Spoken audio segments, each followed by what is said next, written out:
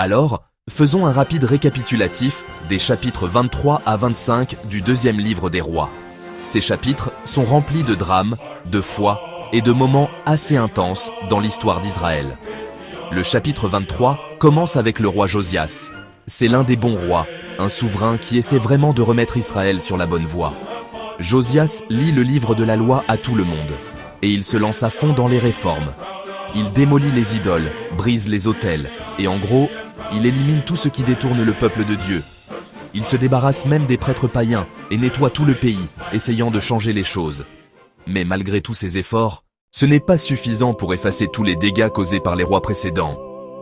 Josias meurt au combat, et après cela, les choses dégénèrent, et vite. Ensuite, au chapitre 24, les rois se succèdent rapidement. Joachaz ne règne que 3 mois avant d'être emmené en Égypte. Puis Joachim prend le relais, mais il n'est pas fidèle à Dieu, et les choses empirent.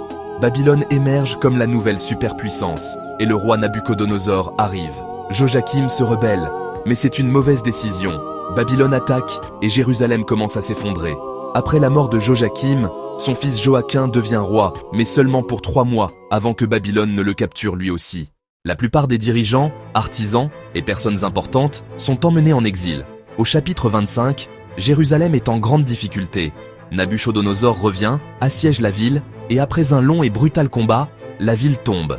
Les murs sont détruits, le temple est incendié, et presque tous ceux qui restent sont emmenés à Babylone. Seuls quelques pauvres restent.